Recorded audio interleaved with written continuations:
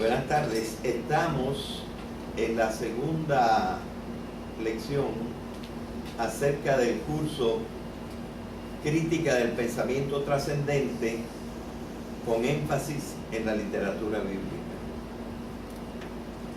En el primero hemos presentado una visión de cómo puede ser el pensamiento trascendente y usamos un ejemplo religioso. El pensamiento trascendente puede ser religioso y puede no ser religioso. Es decir, ser de unas materias que no son religiosas y que nosotros podemos perfectamente ver como las cosas científicas o filosóficas. O sea que el pensamiento trascendente no trata exclusivamente de cosas religiosas, pero trata muy principalmente de cosas religiosas. Okay. Así que eso fue lo que vimos. En el día de hoy, en realidad, hasta cierto punto, no voy a hablar del pensamiento trascendente, sino que voy a hablar de unas nociones de gnoseología muy poco conocidas. Gnoseología es la parte de la filosofía que trata del conocimiento del conocimiento, conocer el conocimiento. Voy a dar unas nociones de gnoseología que son fundamentales para poder hablar del pensamiento trascendente.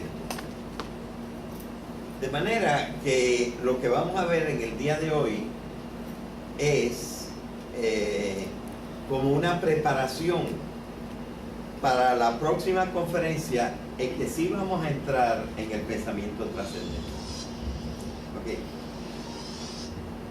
Entonces, pudiéramos decir que el título de la conferencia de hoy se pudiera llamar Las formas de pensamiento.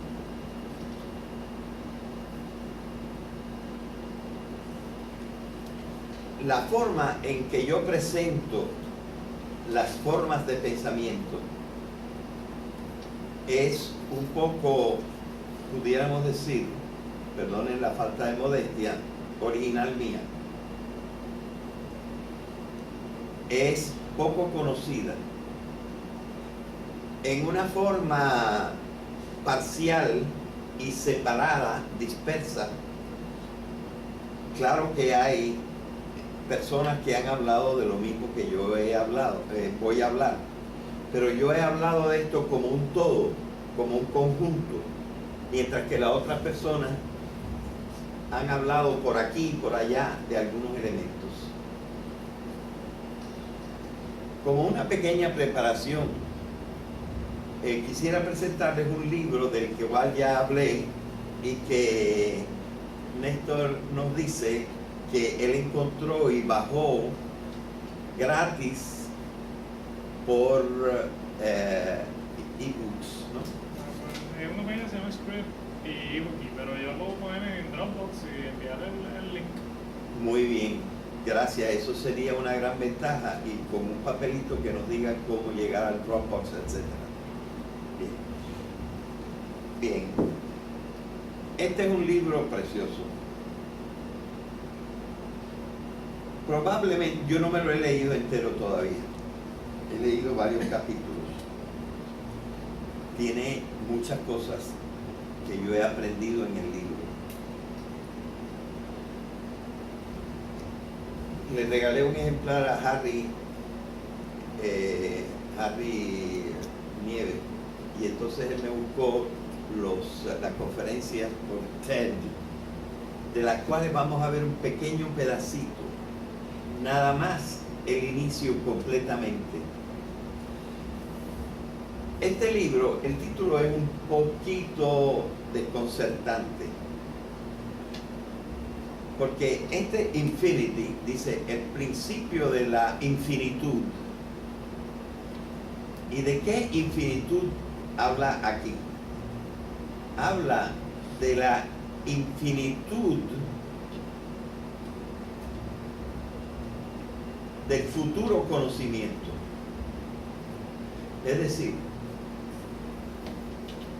que de aquí en adelante, él insiste sobre todo desde el siglo XVI en adelante, pero ahora, del 2010 que él publica el libro en adelante, nosotros podemos descubrir infinitamente nuevas cosas. Es una metáfora, ¿verdad? Pero eso quiere decir que realmente, teóricamente, no habría límite para el conocimiento. Es lo que quiere decir el título este.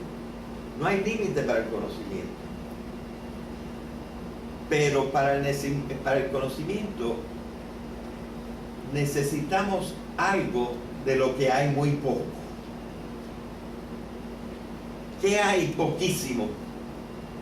Según él, casi nada antes del siglo XVI.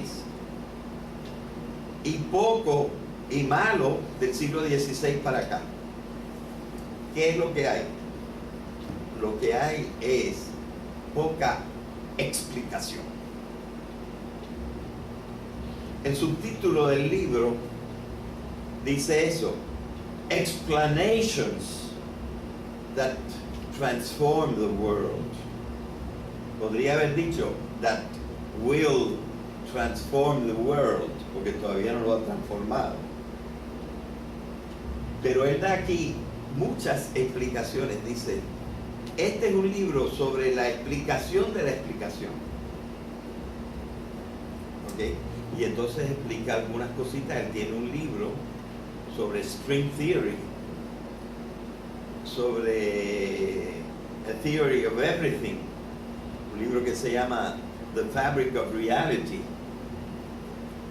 Y entonces tiene este segundo libro en que lo que allí estaba explicando el mundo y aquí está explicando la explicación. Yo lo que les voy a poner es un pedacito en que, con todo lo que yo admiro a este señor, le voy a mostrar que hay unas explicaciones que él todavía no da. Tiene muchísimas otras explicaciones, pero hay unas explicaciones que él todavía no da. Él dio una conferencia para TED y nosotros vamos, tú puedes ya proyectarlo. Vamos a proyectar 2 o 3 minutos nada más. Se van a quedar con el hambre, pero ustedes pueden buscar el link. Néstor lo tiene. Él tiene el link y ustedes pueden buscarlo y ver entero, que no dura mucho, dura 15 minutos o algo así.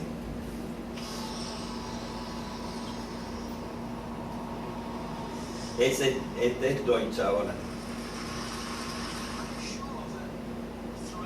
Ay, no. No puedes ponerlo más alto.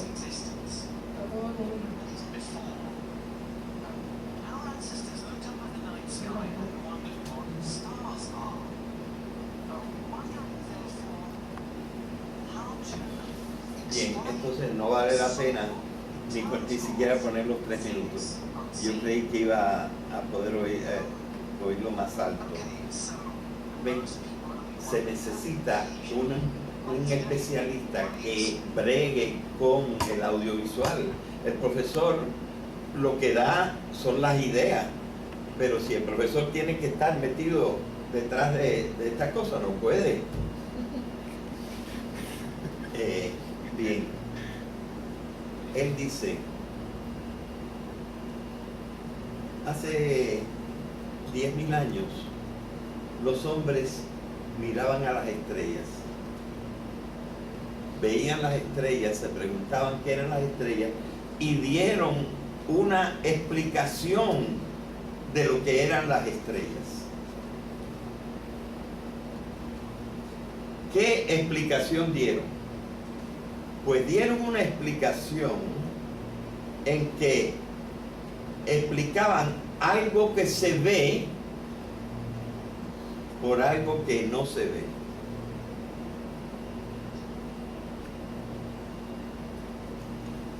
Y por ejemplo dijeron que las estrellas son ángeles de luz.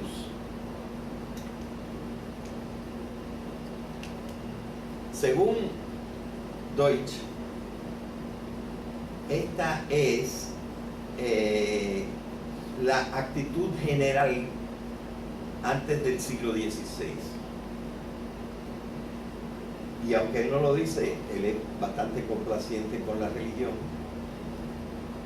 pero él dice, son los mitos de las antiguas religiones las que nos explican algo que ahora nosotros conocemos por una serie de leyes científicas, explicadas en una forma en que lo que es evidente, que es la existencia de las estrellas, se explica con ideas de algo que no se ve y que no se puede controlar. Porque ordinariamente es mucho más fácil controlar el conocimiento de las cosas que se ven que controlar el conocimiento de las cosas que no se ven. En el fondo, él lo que está diciendo es, hasta el siglo XVI, el intelecto de los hombres, a pesar de haber dicho muchas cosas buenas, no se había desarrollado lo suficiente. Y sobre todo, no se comprendía realmente qué cosa es la explicación.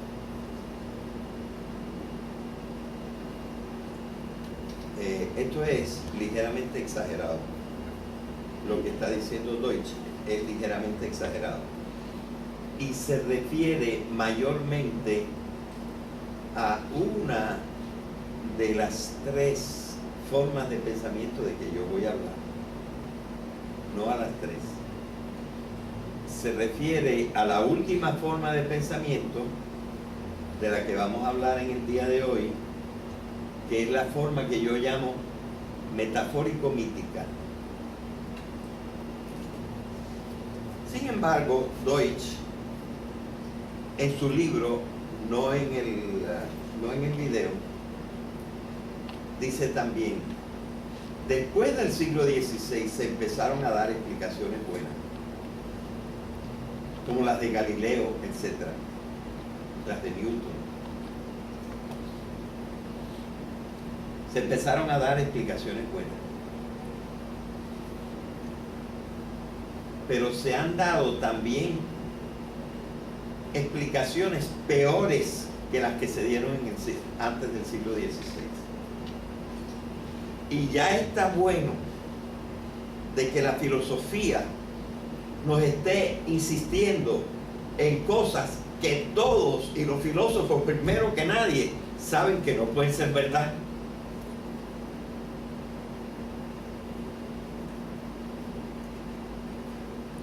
Por ejemplo, ¿qué? Por ejemplo, ciertas explicaciones de Platón, que dice que nosotros los que estamos acá, sí tenemos alguna forma de existencia, pero que somos unos miserables que estamos en la materia. Y que mientras estemos en la materia y no hayamos muerto, no vamos a encontrar la realidad. Y entonces, para Platón, ¿cuál es la realidad? Pues la realidad no son los hombres, no es la materia. La realidad son las ideas. Las ideas existen como cosas en el topos uranos, es decir, en el lugar celestial.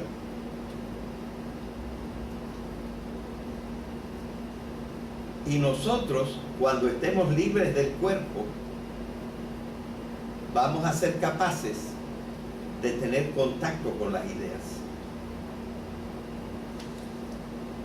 Bueno, yo no sé por qué esto se lo perdonamos a Platón.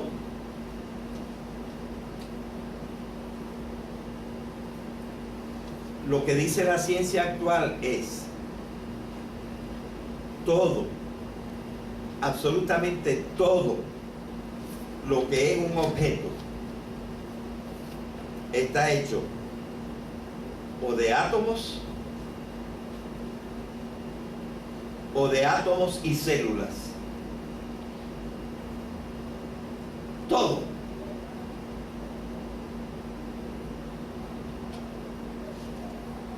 Es la antítesis de lo que dice Platón.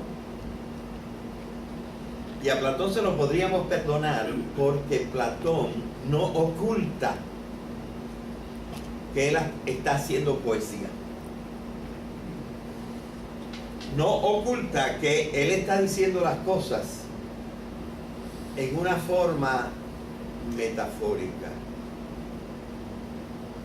¿Okay? Pero después del siglo XVI, y concretamente, específicamente en el siglo XIX,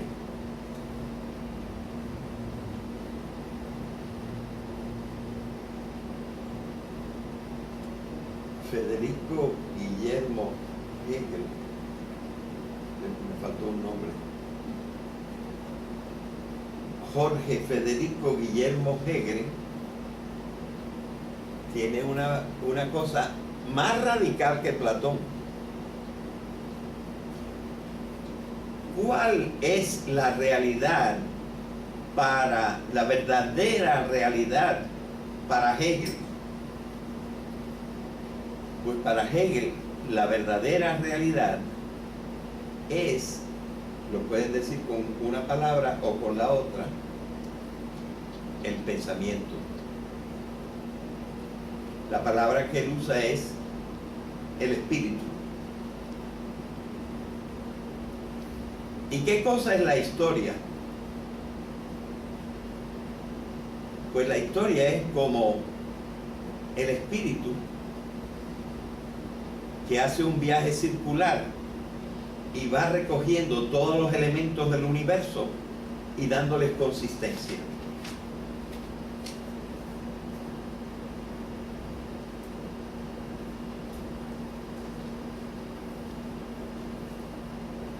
Y esta forma de hablar, que se llama el idealismo absoluto, es una explicación, pero es una explicación como la que dice Deutsch, y posterior al siglo XVI. Una posición, una explicación en que se explica lo conocido que es el mundo por unas ideas tomadas de quién sabe dónde. Hegel es medio cristiano, medio no cristiano, y tomadas unas ideas que en parte están cogidas del cristianismo y en parte están cogidas por ahí y transformadas y convertidas en verdaderas contradicciones. Dice: el mundo no somos nosotros, el mundo no son las estrellas, el mundo no es el mar, el mundo no es la cultura humana, el mundo es el espíritu absoluto.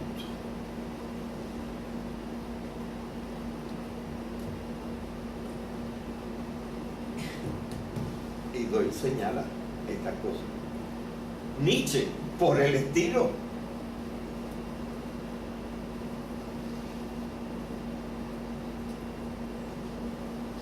Cante un poquito mejor.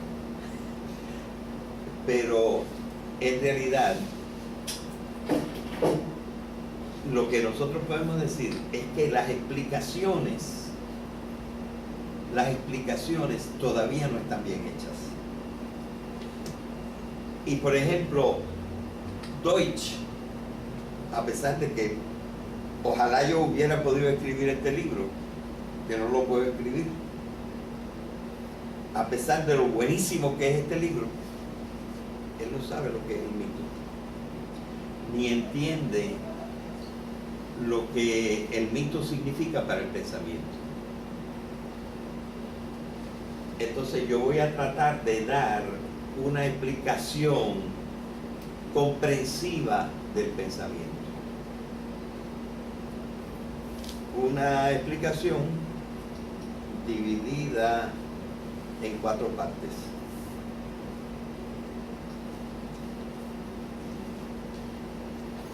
Bueno, creo que me voy a saltar, ya es tardísimo. Me voy a saltar una partecita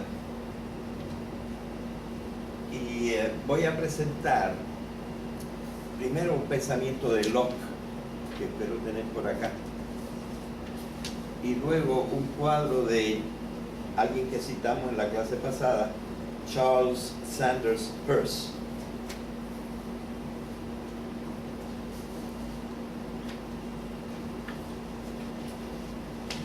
Estos pedacitos están también en la página del profesor dentro de un artículo que se llama El conflicto de los saberes.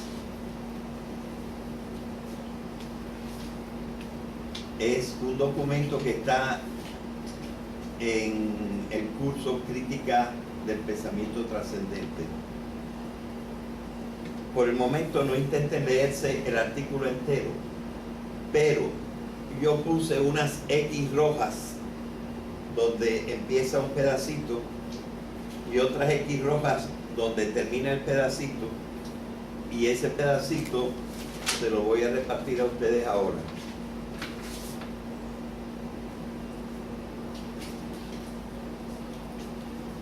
Pero no lo lean inmediatamente porque voy a primero a poner aquí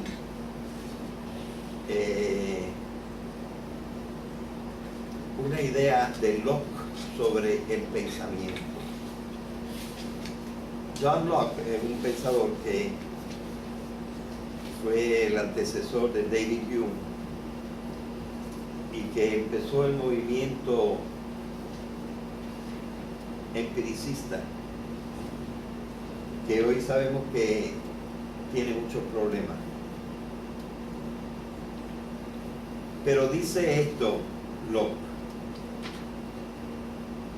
Dice que el pensamiento no es lo mismo que las palabras.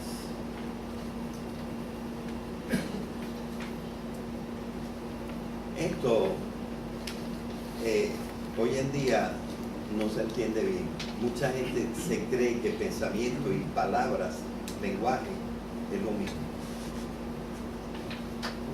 Pero John Locke reconoce que no es lo mismo pensamiento que palabra. Ok. El hecho de que las palabras, además de su función para la comunicación, es decir, cómo yo podría estar transmitiéndoles en este momento unos pensamientos si no tuviera palabras. La función que más se conoce de las palabras es la función comunicativa.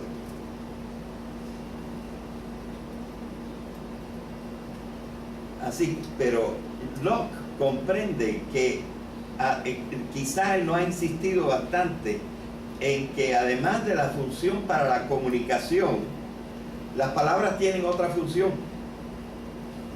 una función interna al individuo. No es solamente para comunicárselos al otro, sino que en cuanto algo es mínimamente complejo, nosotros para recordarla tenemos que ponerle una marquita.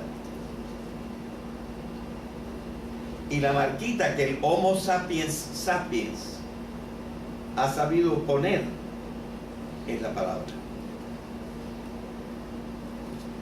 Me parece, no sé si fue aquí, que en la clase pasada yo hablé del lenguaje articulado. ¿Hablamos de eso o no?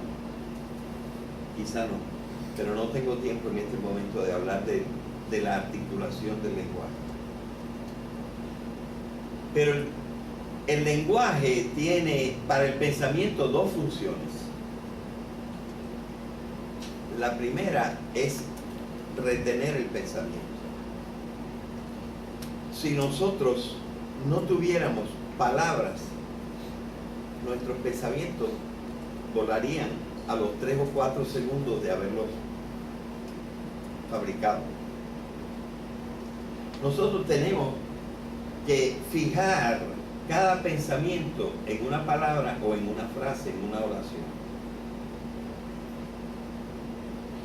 Y después esas mismas oraciones nos sirven porque los seres humanos están dotados, quizás por nacimiento, de una habilidad para el pensamiento articulado por la complejidad de su cerebro. ¿Verdad? De manera que esta es una cosa que tenemos que tener bien clara. El pensamiento casi no serviría si no tuviéramos lenguaje.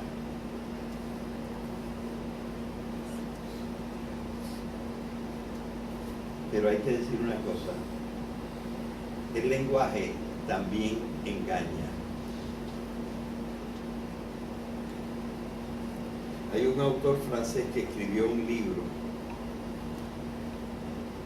cuyo título es Obstacle et valeur. Obstáculo y valor. Y dice que la misma cosa que es obstáculo es también valor. Y la misma cosa que es valor es también obstáculo. Nosotros podríamos poner un ejemplo que a lo mejor nos hace reír. Una cosa tan sublime y tan poderosa como el matrimonio es también un obstáculo. Y todos los que estamos casados sabemos que tenemos que luchar un poquito con la pareja para entendernos. Todas las cosas son obstáculo y valor. Por una parte, nos permiten hacer una serie de cosas. Y por otra parte, nos obstaculizan. Como la pantalla. O la parte de la sombra chinesca por detrás, ¿verdad? La pantalla permite que veamos algo, pero al mismo tiempo obstaculiza que lo veamos todo. Bien. Y la palabra es un obstáculo y es un valor. Es un valor porque nos revela. Es un obstáculo porque nos oculta. Y muy poca gente está bien consciente de lo que son las palabras.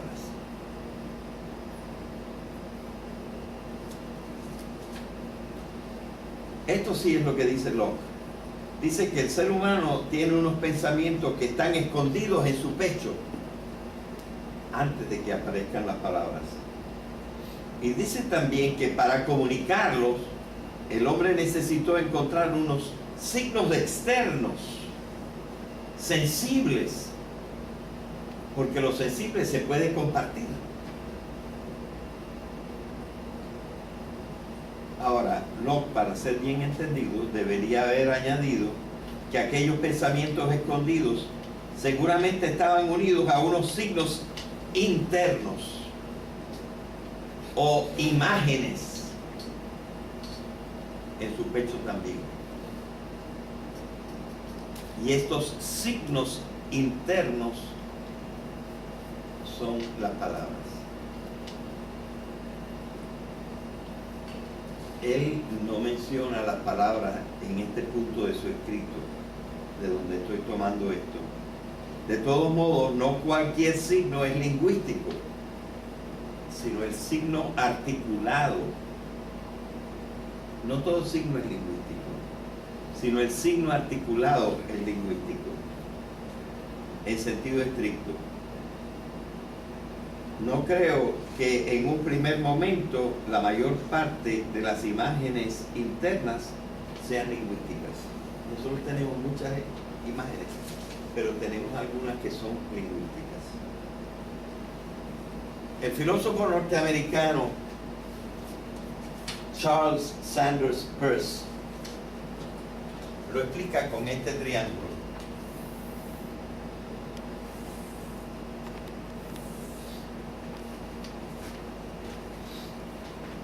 Dice que el pensamiento del hombre y las palabras tienen estos tres elementos.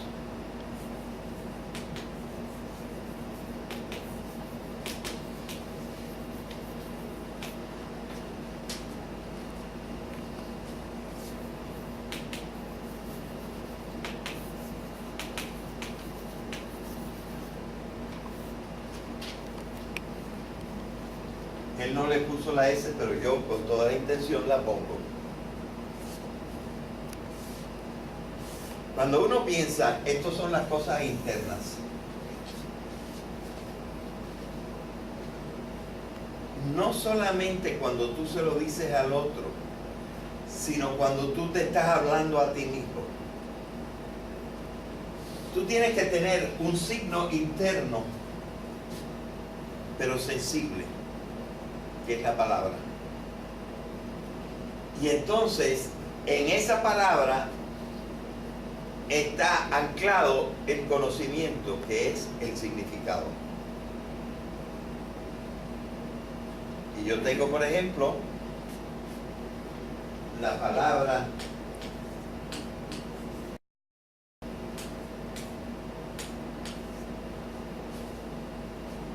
y esto me hace en mi cabeza es el mamífero canino doméstico.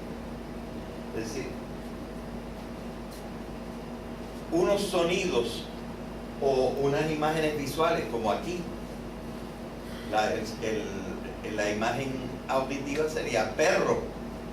La imagen visual es lo que ustedes ven aquí, estas letras todas unidas. Este es el significante. Y el significado es lo que a mí se me ocurre cuando yo oigo perro. Y los significantes no son lo mismo que el significado, porque aquí otra gente lo que puede ver es esto.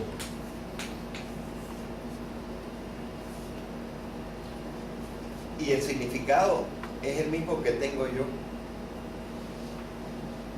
Y en cada lengua pues habrá una forma diferente de decirlo.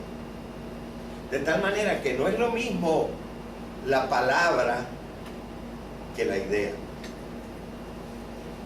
La idea llega primero, el pensamiento llega primero. Pero para el procesamiento interno y para la comunicación, para ambos se necesita la palabra.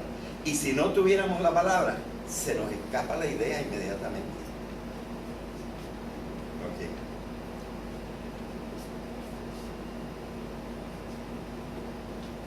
Y hay una cosa que está fuera en el mundo.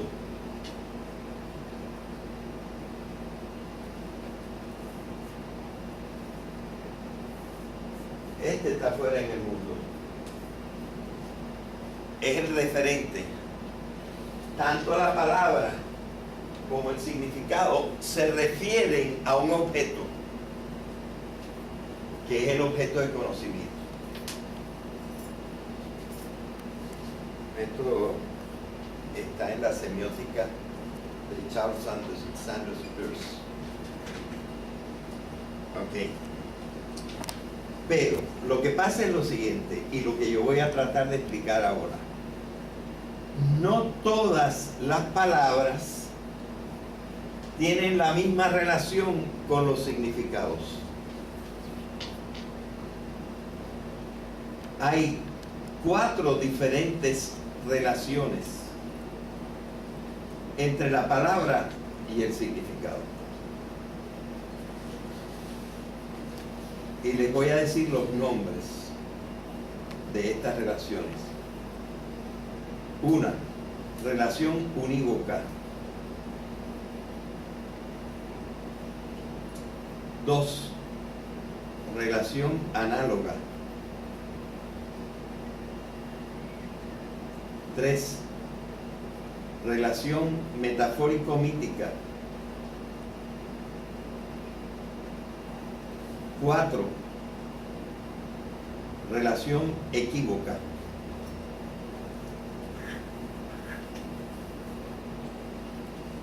Las 3 primeras son legítimas. La última no transmite conocimiento, cierto. ¿Cuál era la última? Equívoca. La primera, La primera, unívoca.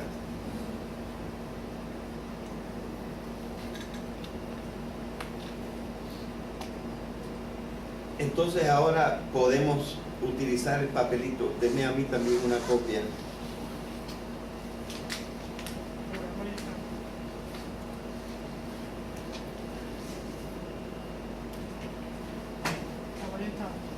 Ah, ahí está.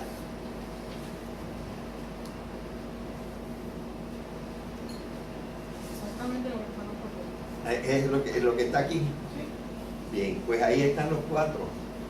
Vamos a leerlo despacio e internalizarlo. Esto es lo que está entre las X rojas en el papelito, en el artículo que se llama El conflicto de los saberes. ¿Por qué nos equivocamos? Porque la gente no está consciente que entre la palabra y la idea hay 4 tipos de relaciones diferentes.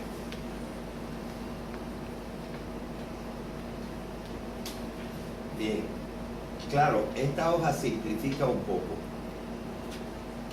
porque una cosa es el pensamiento, y el pensamiento está completo en la oración. La estructura más grande que hay en el lenguaje es la oración.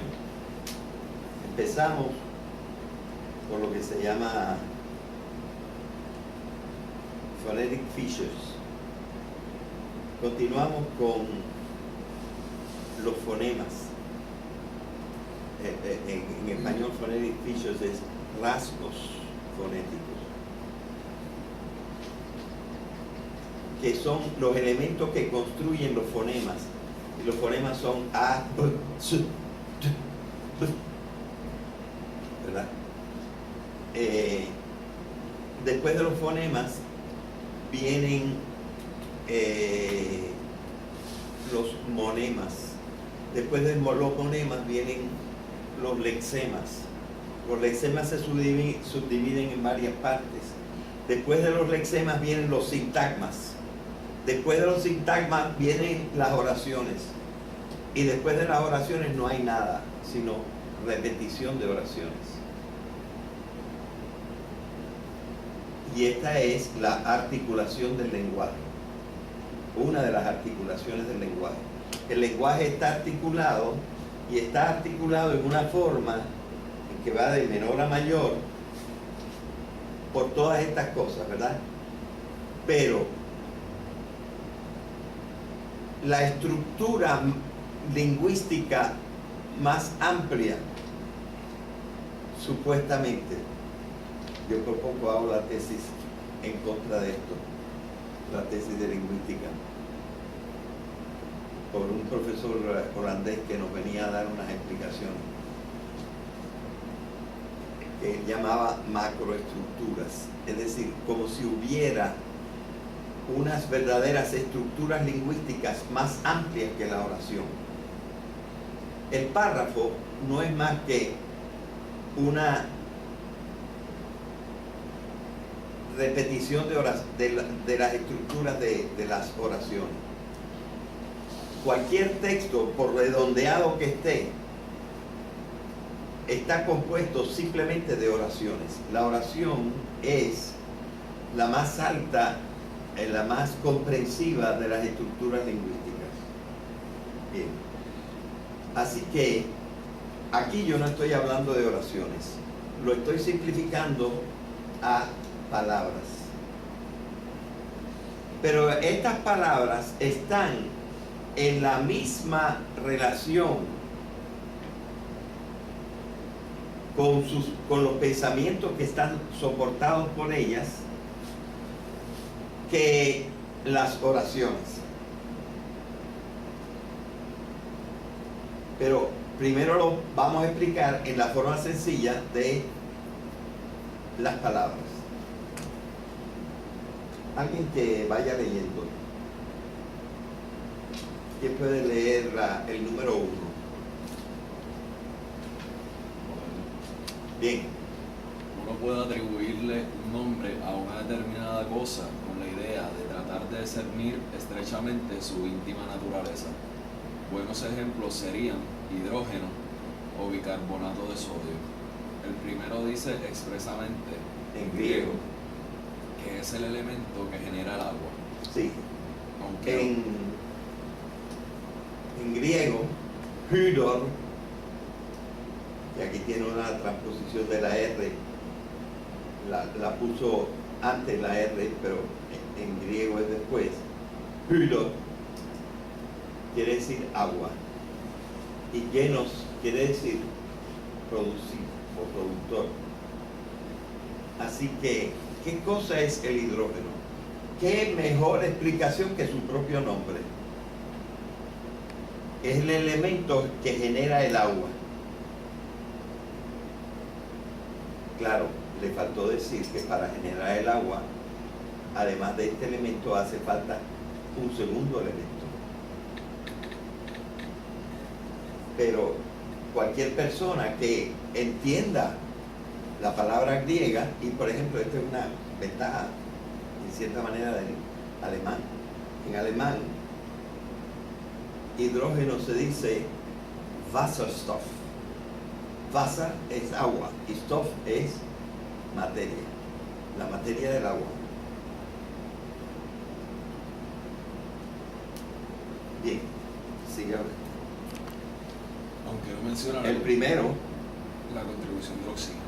En el segundo ejemplo se puede saber por el nombre la composición exacta de su molécula. Todo lo que dice átomo tiene oxígeno. Ordinariamente 3 átomos de oxígeno. B delante de carbono anuncia 2 átomos de carbono, y como es de sodio quiere un átomo de este elemento. Así que cuando yo digo bicarbonato de sodio, la persona que sabe un poco no se puede equivocar, porque uno de los elementos de la palabra nos está indicando lo que la cosa es.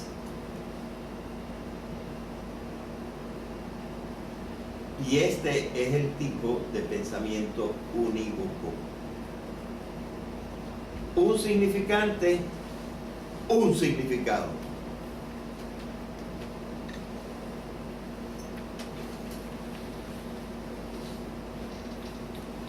Y este es el único tipo de pensamiento que usa la ciencia.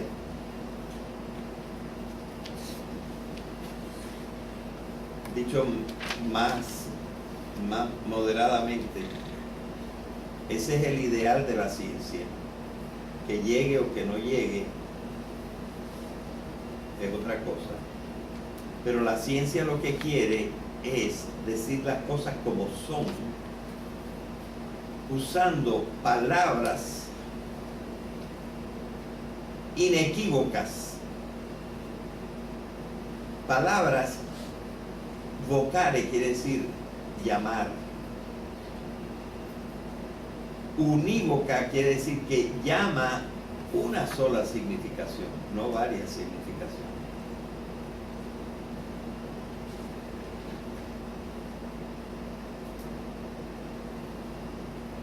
Entonces ya entienden ustedes lo que es el pensamiento unívoco, el cual es el ideal de la ciencia. Naturalmente estamos dejando de lado algunas cosas que están en el artículo y que ni siquiera en el artículo están completas. Habría que coger un curso completo. Bien, vamos al segundo tipo de palabra, de relación entre la palabra y el pensamiento. Por favor, lee. Otras veces, la relación del término con su referente es distinta. Se puede dar a algo un nombre. Yo creo que no debería haber dicho aquí con su referente. Debería haber dicho con su significado.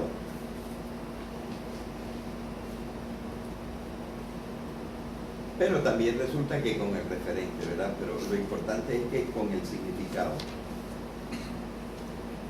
Se puede dar a algo un nombre que en sí es aplicable a muchas cosas, pero que el uso ha reservado para una en particular. Pienso, por ejemplo, en la palabra adjetivo. Bien, déjeme decirle qué cosa es adjetivo. Iectum quiere decir echado. Y ad es echado junto. Adjetivo es algo que está echado ahí junto a otra cosa que es más importante.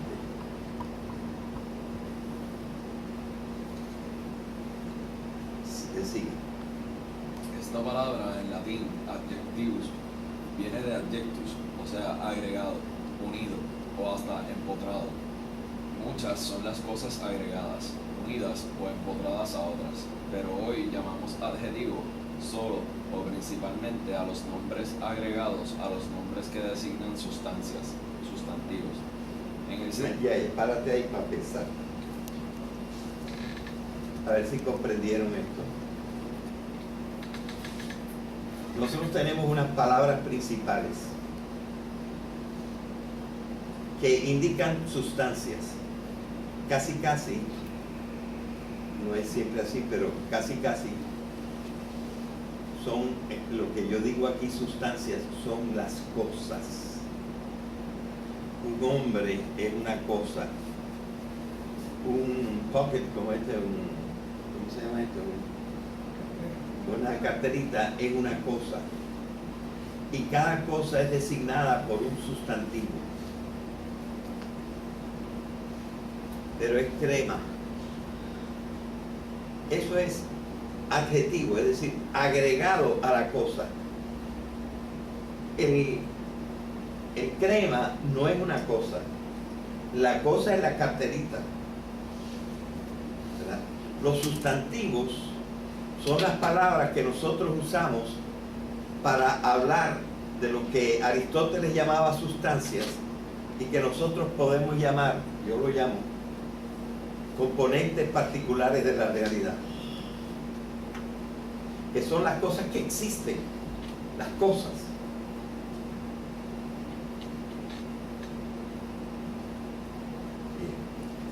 Bien. Esto es simplemente para explicar lo que estábamos diciendo, ¿verdad? Entonces, nosotros nos hemos fijado, y ya se fijaron los griegos en esto, que había sustancias y había una cosa que Aristóteles llama accidentes, como las cualidades, el peso, el color, el tamaño, la ubicación, la relación, el modo, el valor. Son circunstancias, pero no son cosas. Las cosas son las sustancias, los componentes de la realidad, los componentes particulares, individuales de la realidad, son las sustancias. Cada una de estas cosas es una sustancia. Muchas de ellas que entran en la misma categoría de sustancias. Por ejemplo, este es un libro y por ahí puede haber otro libro, los dos son libros,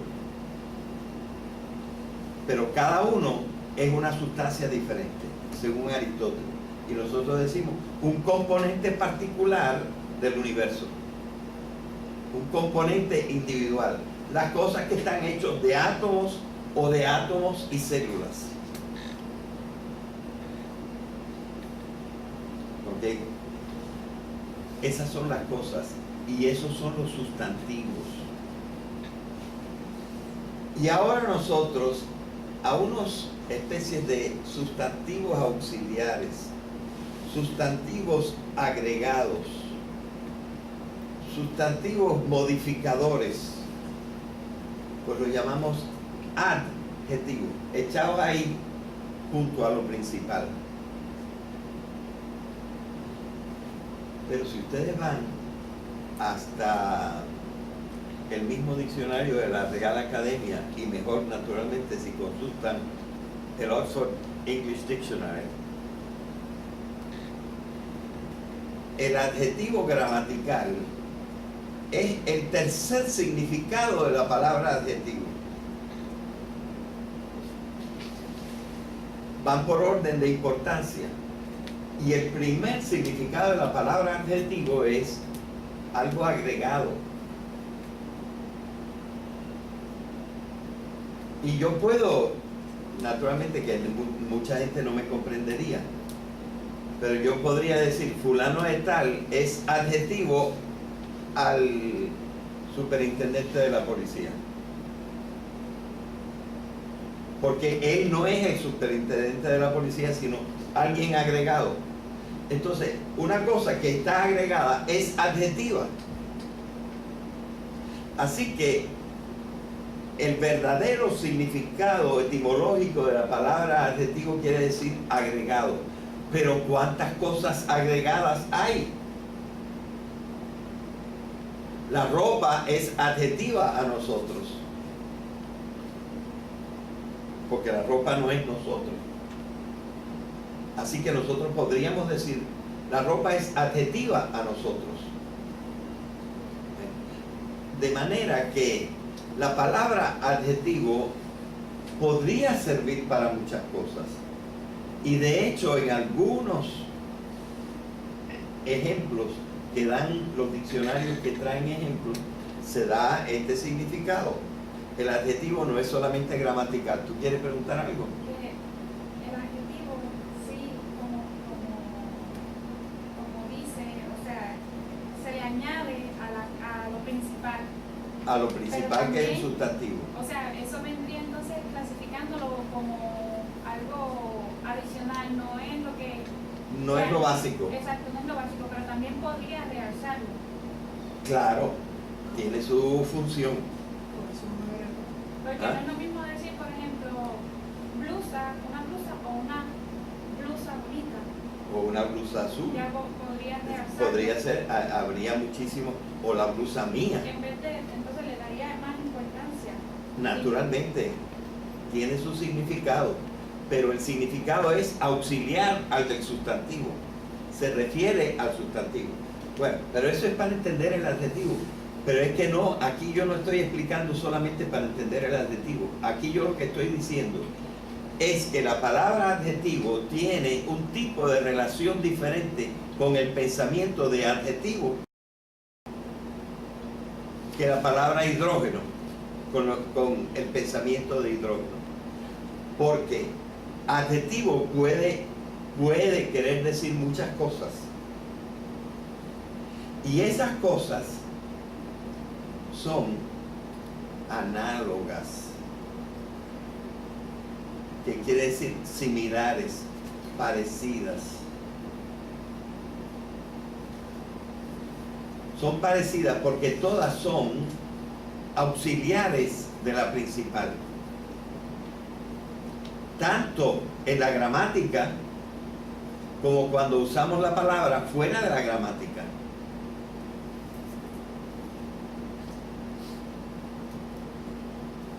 Por lo tanto, hay una relación, un segundo tipo de relación entre significante y significado, que es la relación análoga. Tienes un solo significante, adjetivo, y tienes varias cosas parecidas que puede significar.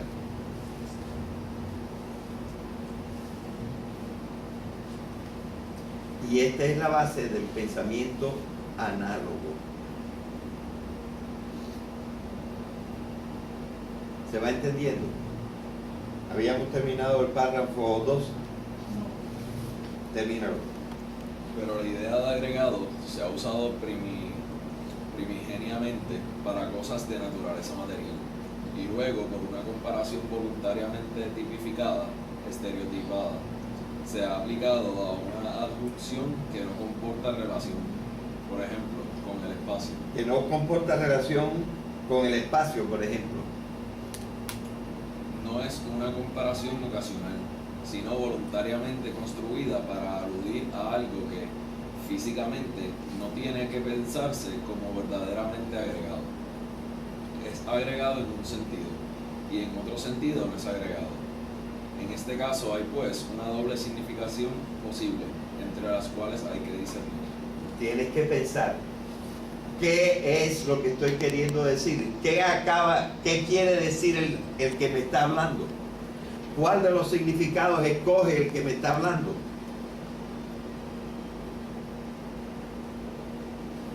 Es decir, yo tengo que discernir cuál de los significados es el que es importante en este caso. Y esa es la característica del pensamiento análogo. ¿Ok? Ahora vamos al tercer ejemplo, al del pensamiento que yo llamo metafórico místico. Lee. Otros nombres tienen una relación mucho más fluida con lo por ellos designado.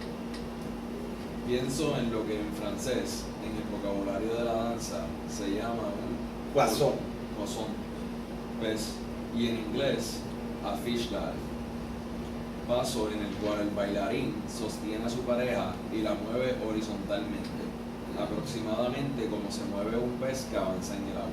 Es decir, tú tienes el bailarín parado así, él está cogiendo a la muchacha por las dos manos, pero de repente la muchacha hace un paso y él la coge, por ejemplo, por la cintura o por un brazo, y entonces hace así con ella, como si un pez estuviera pasando por el agua. Y eso en la danza se llama un poisson. Como hay el pas de deux y hay los diferentes pasos de la danza, a eso se le llama un poisson. ¿En qué se parece un pez? Que es una cosa, es una sustancia, es un componente particular del universo. ¿En qué se parece un pez a una cosa que es un movimiento? En bien poquito, en que es así. Nada más en un puntito se le parece. Y ese puntito me basta a mí para comparar una sustancia que es un pez con una acción en la danza. Es perfectamente una metáfora. Como cuando yo digo que el rey usa azabaches. ¿De qué estoy hablando? De los ojos. Y nada más por el color del azabache y de los ojos de ella, yo estoy usando la palabra azabache y todo el mundo comprendió que se trata de los ojos de ella. Esto es la metáfora.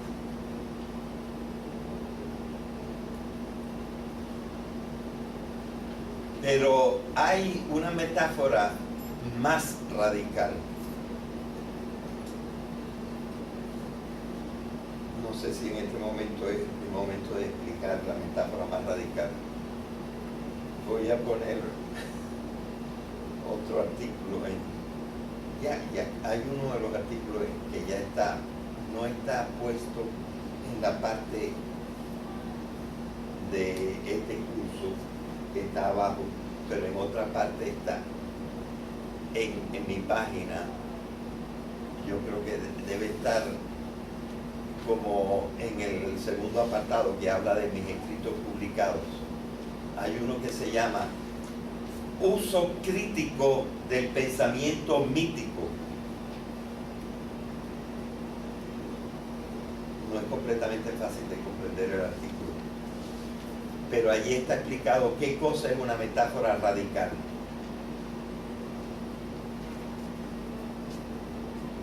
Yo creo que en algún momento de este curso yo tendré que explicar la metáfora radical, pero quizá no es este el momento para explicar la metáfora radical.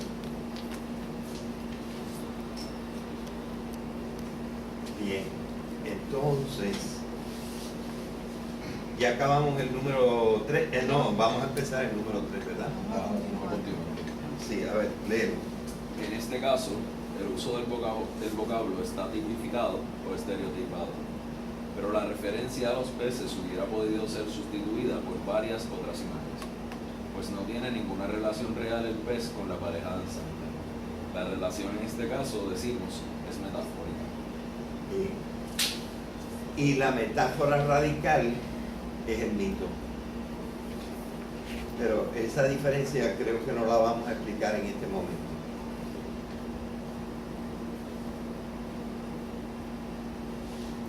Con la 4. Sí. Otros nombres. Un momentito. Los 3 anteriores son formas legítimas de pensar y de expresarse.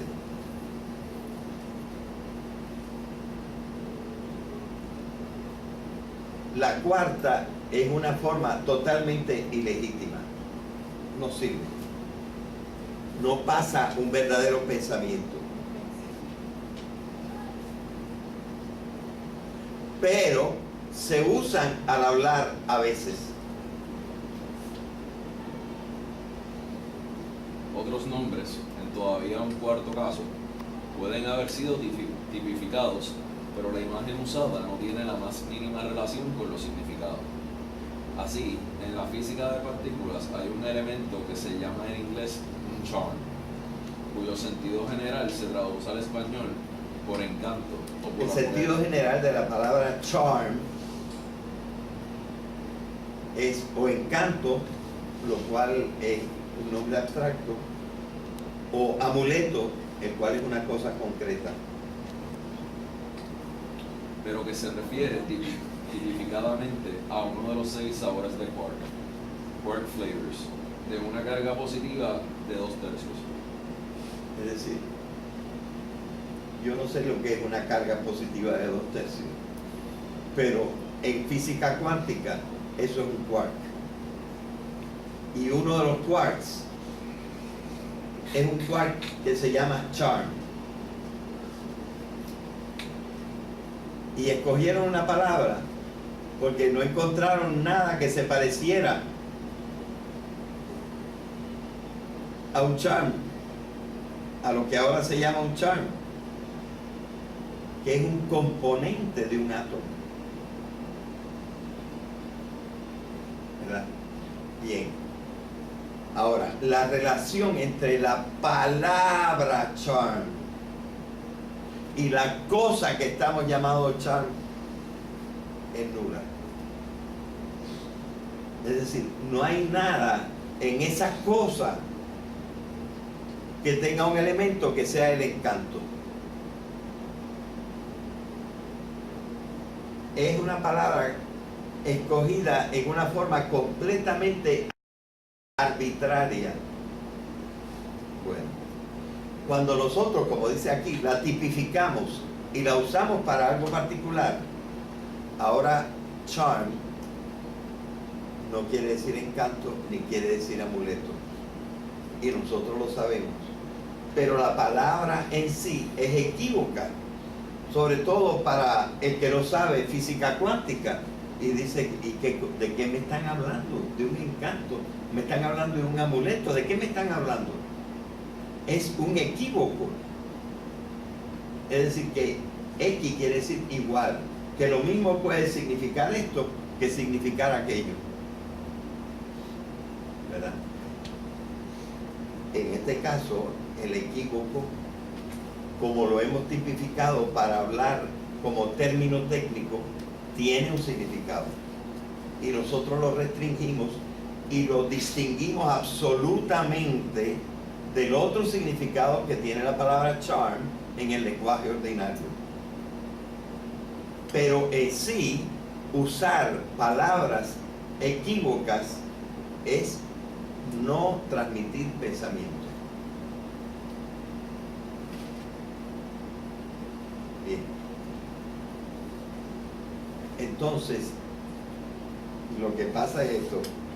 Bueno, me queda un rato, es hasta las 7:30, así que me queda un rato para explicar ahora. Esto no tenía previsto aquí en ninguna parte, pero lo vamos a explicar. Ahora, pasando de las palabras al pensamiento en general y diciendo que existen 3 formas de pensamiento, porque la cuarta es un artificio y no representa verdaderamente una forma de pensar, pero las 3 primeras sí presentan una forma de pensar, y eso es lo que vamos a tratar de explicar en este momento para comprender que el saber humano tiene que usar no una forma de pensamiento, sino 3 formas de pensamiento.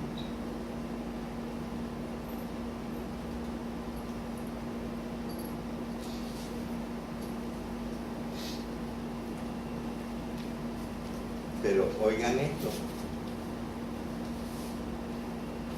Idealmente, la ciencia usa una sola forma de pensamiento.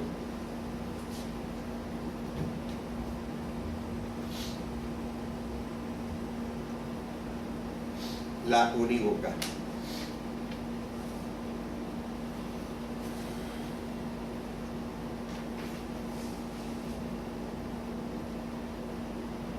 Y por tanto, la ciencia deja fuera el pensamiento trascendente. Porque el pensamiento trascendente no se puede pensar con la sola interpretación unívoca. La usa también, pero la usa en combinación con la análoga y con la metafórica.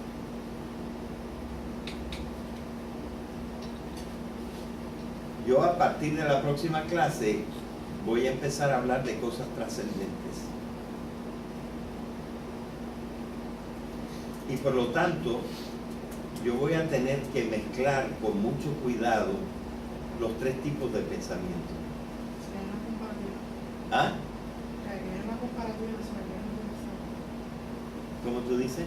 Hay una comparativa de los 3 pensamientos si la quieren usar. Ah, ¿está por ahí? Sí, pero yo prefiero primero, sí, pónmela ahí, sí. Tenemos eso, ¿verdad? Que yo creo que lo hiciste tú, ¿verdad? Sí, para la magistral. ¿Ah? Para la magistral que diste en el... Ajá. Bien, pues eso nos va a servir. Bueno, vamos a empezar por ahí. Gracias. Tú ves por qué yo quería que fuera Glenda, porque ella ya conoce estas cosas. Bien. ¿Va a estar para los estudiantes, profesor? Dime. ¿Va a estar para los estudiantes? No, solo para ir copiando. Por el momento. Vete copiándolo por el momento, porque todo esto forma parte de otras cosas. Mira, yo ni me acordaba que eso existía.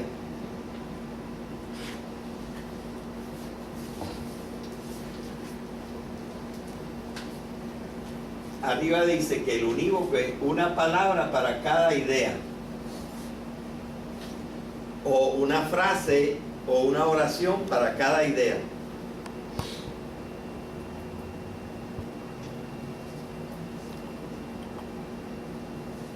Por lo tanto, un solo sentido, ahí sentido podríamos poner, según el lenguaje de Peirce, significado. Un solo sentido para la palabra y para la idea. La palabra tiene un solo significado y es el significado que estamos usando.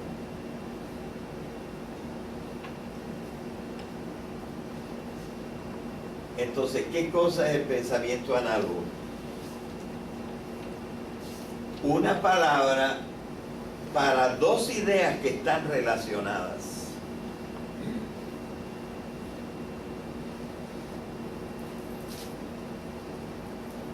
Y ahora, por ejemplo, pudiéramos usar aquí la que usa Aristóteles. Esta es una frase maravillosa, aunque medio poética. Él dice, el ser se dice de muchas maneras. Estamos hablando de Dios y decimos que es un ser. Estamos hablando de un hombre y decimos que es un ser. Estamos hablando de un pez y decimos que es un ser. Estamos hablando de una piedra y decimos que es un ser.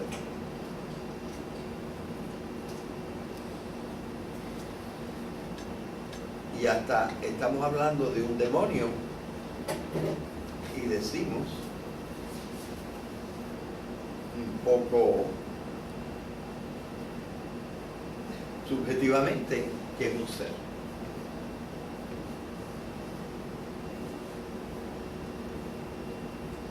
Entonces, ¿qué quiere decir ser? A todas estas cosas se le puede atribuir la palabra ser. Pero no basta para comprender, para explicar. No basta decir que Dios es un ser y que nosotros somos un ser. Y no basta decir que el pez es un ser y que nosotros somos un ser. Y que la piedra es un ser y que nosotros somos un ser. ¿Podría atribuirse el profesor al demonio como un fenómeno, un ser distorsionado o algo así? Eso yo lo explicaré otro día si acaso.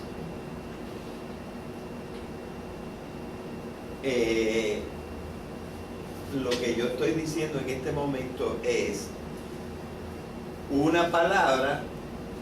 Ahí dice 2 ideas, pero yo acabo de decir 7 ideas. Pueden ser relacionadas. Pero todas tienen algo en común. Y para decirlo de alguna forma que no es completamente exacta, existen. Dios existe, el hombre existe, el pez existe, la piedra existe. El agua existe. Por lo tanto, tienen cada una su derecho a llamarse ser. Pero no son lo mismo. Son análogas. Bien.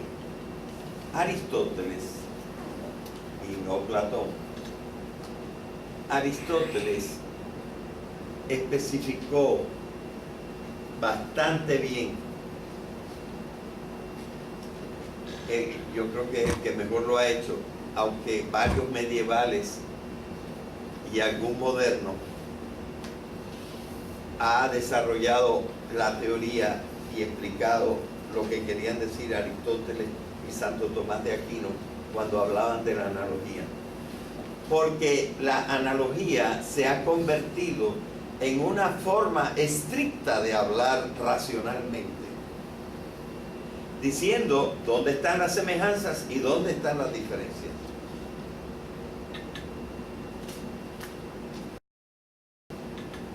Y evidentemente para explicar ciertas cosas, y naturalmente la primera Dios,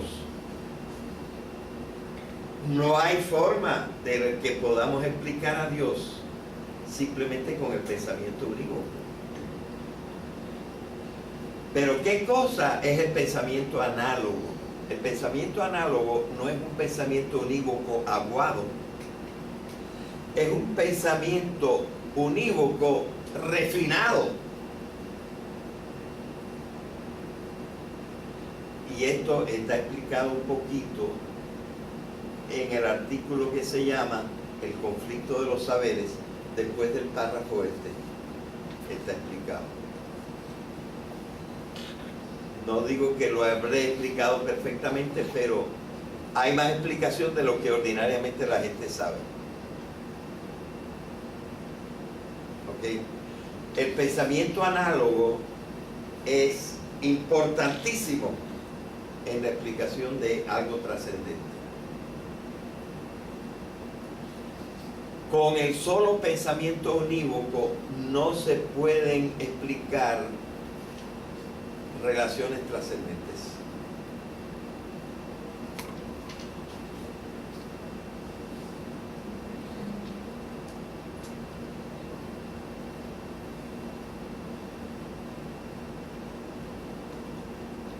Y entonces tenemos el tercer tipo de pensamiento. Ahora nos metemos no con la multiplicidad de significados, sino con la multiplicidad o con la adecuación o inadecuación del significante, el del otro lado.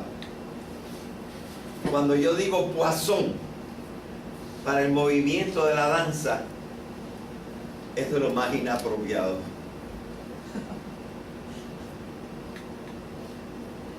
Y sin embargo lo hemos tipificado y entendemos lo que es el poisson en la danza. Lo identifica rápido. Se identifica rápido lo que es el poisson en la danza. Pero entonces eso tiene un efecto sobre el significado. Primero, duplica el significado, igual que en el análogo. Duplica el significado, pero no tienen el mismo referente.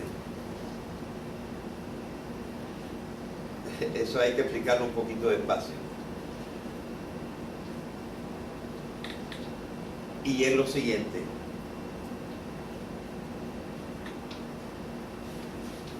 Uno de los significados, el más obvio, es prácticamente falso. Y el significado que yo llamo oblicuo es el verdadero. Y ahora me voy a permitir usar una serie de ejemplos religiosos para que ustedes vean.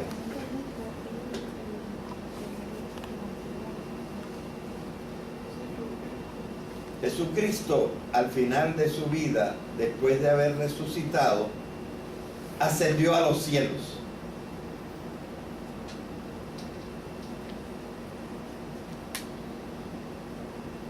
¿Dónde está el cielo?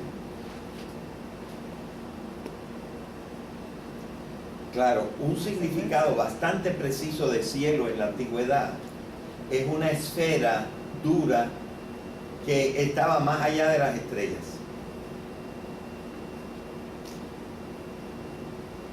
Eso lo comprendemos ahora como completamente falso. Entonces, ¿a dónde subió Jesucristo?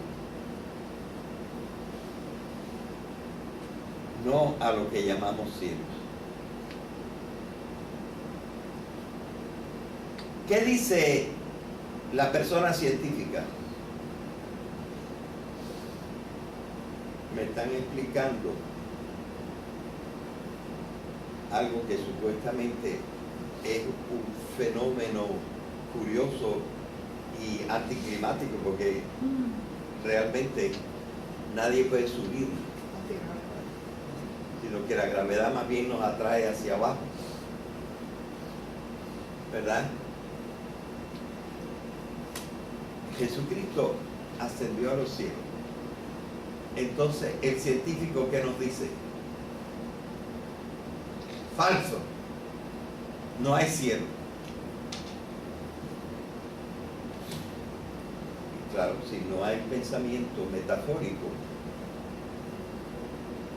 entonces no hay cielo.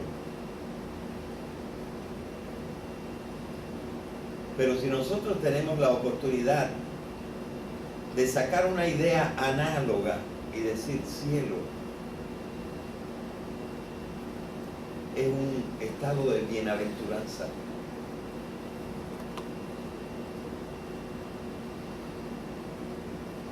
Entonces, habría un chance de explorar si es cierto o no es cierto.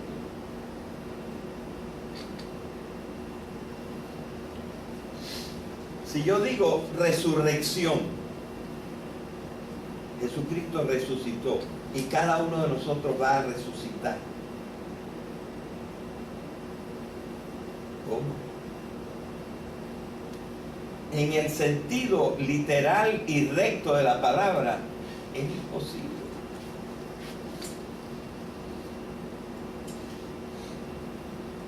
Entonces, el científico dice,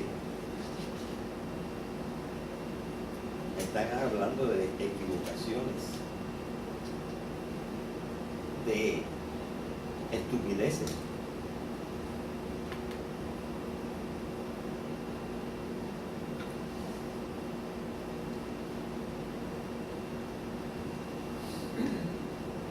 Si nosotros consideramos la ciencia, no hay chance que haya resurrección en el sentido de que se reconstituyan con átomos que hubieran sido nuestros, que no hay ningún átomo en mi cuerpo que sea mío, porque todos pasan cada año, cada 2 años pasan y ya son otros átomos los que están constituyendo mi estructura. Así que no hay ningún átomo que sea mío. Y las células son composiciones de átomos. Y las células mías, una vez desaparecidas, se confunden con los otros átomos. Y no hay más nada. Es decir, en ese sentido, no hay posibilidad de una resurrección en el sentido directo de la palabra.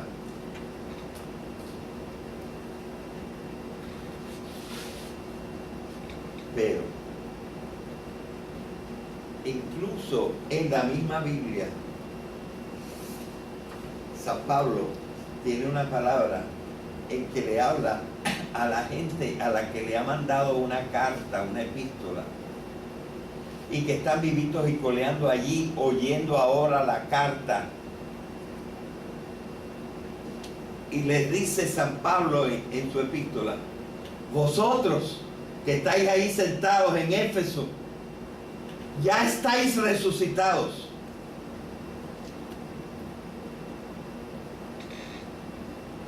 Entonces eso quiere decir que no es cuestión de células, de reconstitución de células, la resurrección. Entonces, si la resurrección es algo, es un sentido oblicuo, y nosotros lo que tenemos que hacer es empatar la resurrección con la ascensión, con la Inmaculada Concepción, con montones de cosas que todas son míticas y que todas tienen un sentido recto que no es el que verdaderamente queremos decir. El sentido recto de todo mito es equivocado, pero tiene otro sentido que nosotros tenemos que estudiar.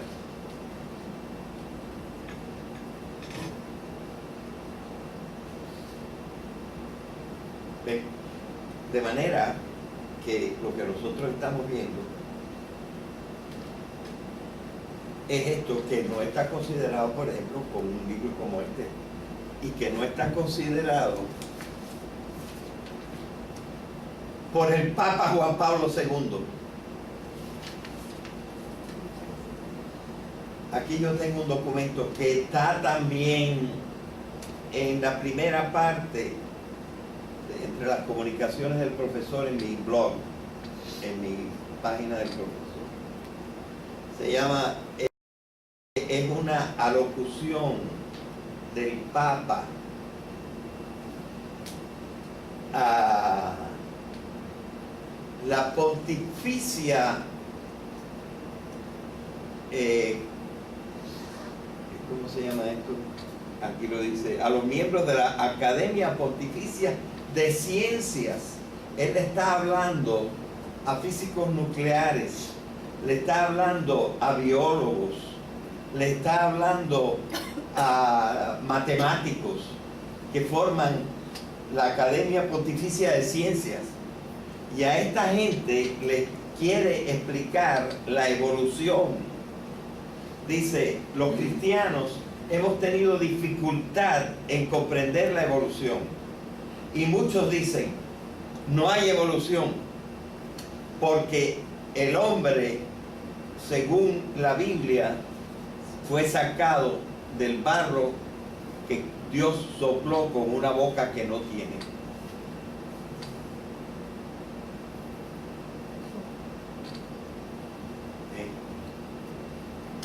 Pero él dice, yo les voy a explicar a ustedes científicos qué cosa es una hipótesis, qué cosa es la ciencia. Y les voy a decir una cosa. Nosotros, los eclesiásticos, nos hemos convencido que los científicos tenían razón. Y ya lo dijo Pío XII en los años 40. La materia de los hombres viene de una materia viva anterior. Y esta es la explicación de Darwin.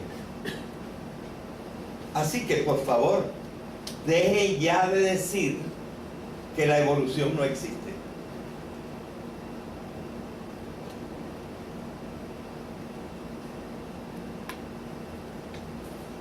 Bien. Pero entonces, bueno, él le está hablando a científicos. Entonces, no pone un punto. Pone nada más una coma. Y dice, y como les digo esto, les digo ahora lo siguiente. Para cada cuerpo que nace, Dios inmediatamente crea un alma eterna.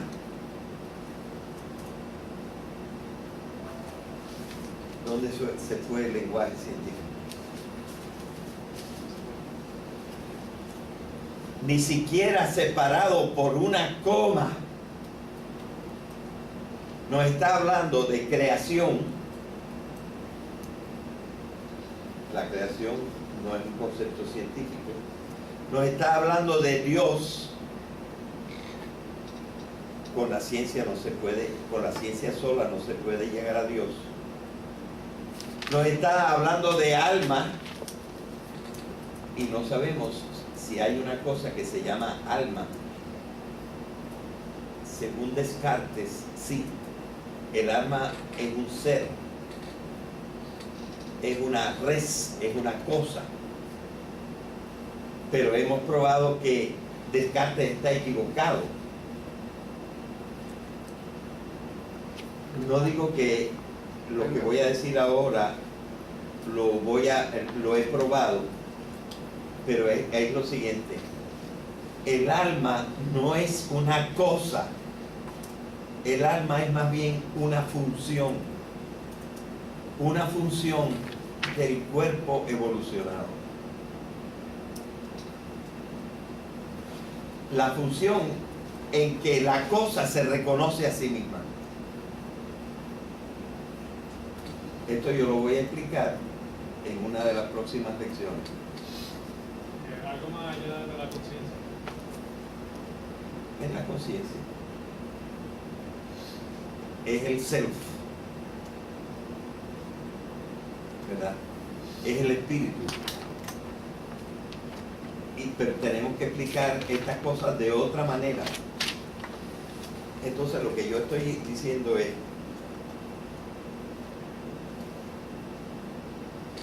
que el Papa,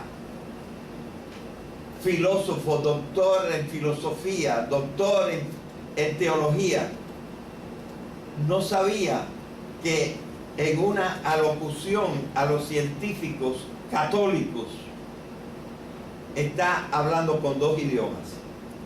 En la primera parte, con el idioma científico, y en la segunda parte, con el idioma metafórico, creyendo que no está haciendo esa distinción. Esto es para que ustedes vean el grado de la falta de conciencia de lo que yo estoy tratando de explicar en este cursillo.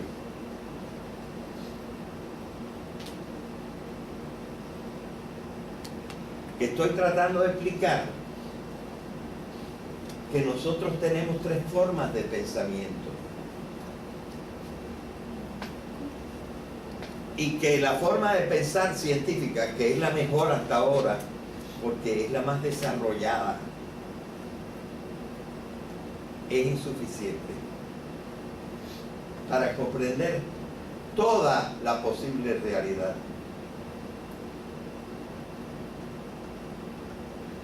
Y que entonces nosotros necesitamos que las mismas esferas eclesiásticas y que los mismos científicos se den cuenta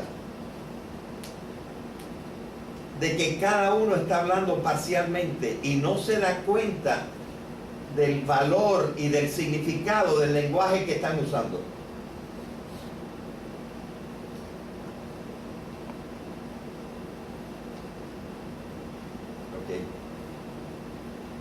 Así que yo lo que quería, en esta edición, que está también en la página del profesor, en la parte de arriba.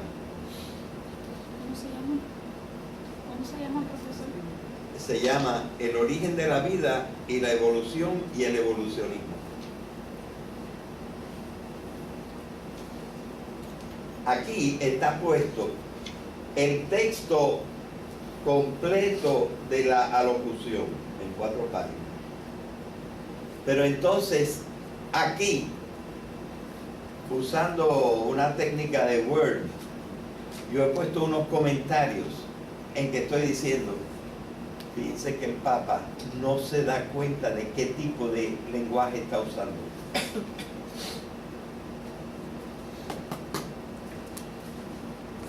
Que ya es la hora. Déjenme nada más decirle esto.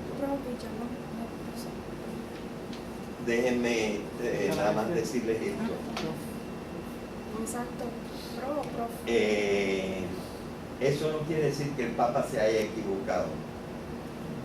Cada parte leída por su cuenta, una con el lenguaje científico y sabiendo que estamos hablando del lenguaje científico, eso es verdad.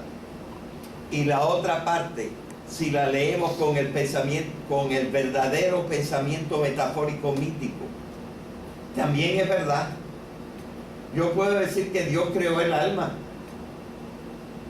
pero sé que no estoy usando lenguaje científico y que si lo interpreto con lenguaje científico es falso,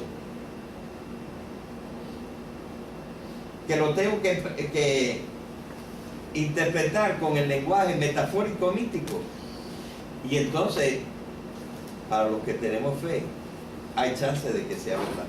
Y si interpretara el lenguaje mítico, ese lenguaje a través de eudímuco, sería fundamentalismo. Exacto. Exacto. Y entonces, por eso los Totalmente racional. fundamentalistas están siempre equivocados, porque lo que hacen es coger el significado que es falso. Porque están interpretando algo que es metafórico, lo están interpretando en el sentido recto del pensamiento unívoco.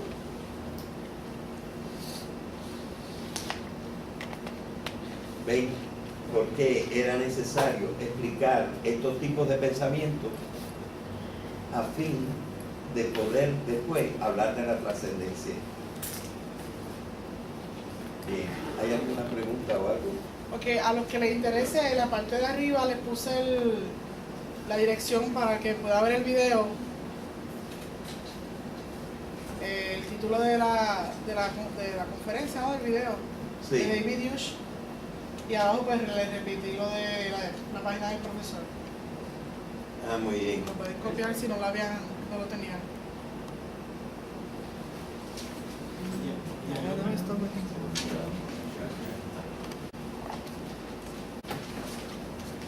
Aquí regalo 2 copias del origen de la vida.